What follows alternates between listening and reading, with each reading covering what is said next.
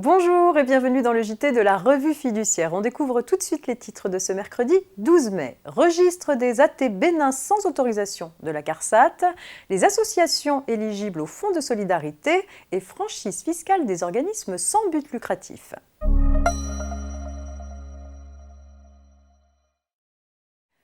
Certains employeurs mettent en place un registre des accidents du travail bénin afin d'y inscrire les AT bénin, c'est-à-dire les accidents n'entraînant ni soins médicaux ni arrêt de travail.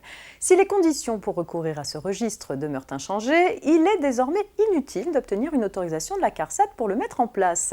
L'employeur doit simplement faire une déclaration attestant du respect des conditions exigées. Autre changement, la propriété du registre est transférée à l'employeur qui doit le conserver pour chaque année civile sur le support de son choix pendant 5 années à compter de la fin de l'exercice considéré.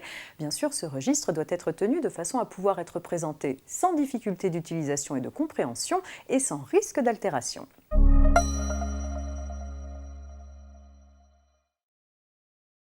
Comme les entreprises, les associations ayant une activité économique ont été gravement touchées par les conséquences des mesures visant à lutter contre la propagation de l'épidémie de Covid-19. C'est pourquoi l'exécutif a récemment tenu à rappeler qu'elles ont accès aux aides versées au titre du Fonds de solidarité dès lors qu'elles remplissent les conditions d'éligibilité. Pour prétendre à l'aide du Fonds de solidarité, une association doit remplir les critères d'éligibilité applicables à tous les bénéficiaires, notamment celui de la perte de plus de 50% du chiffre d'affaires sur la période au titre de laquelle l'aide est demandée. Si c'est le cas, l'association est éligible à l'aide financière dans 2 hypothèses, soit parce qu'elle emploie au moins un salarié, soit, à défaut de salarié, parce qu'elle est assujettie aux impôts commerciaux. Quant au régime d'aide applicable, comme pour toute entreprise, il dépend de l'activité principale de l'association. À noter que les associations éligibles au Fonds de solidarité peuvent également bénéficier de l'aide destinée à compenser les coûts fixes non couverts.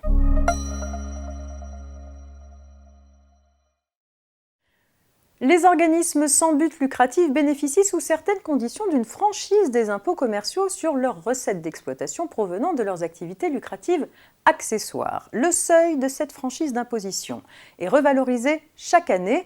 Il est porté à 72 432 € en matière d'impôt sur les sociétés pour les exercices clos à compter du 31 décembre 2020. Ce seuil est également valable pour la contribution économique territoriale de 2021.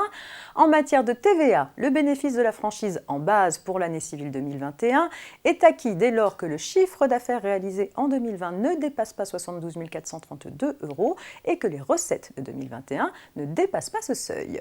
C'est la fin de cette édition. Je vous retrouve non pas demain, jeudi férié de l'Ascension, mais vendredi pour un dernier JT avant le week-end. Très bonne journée.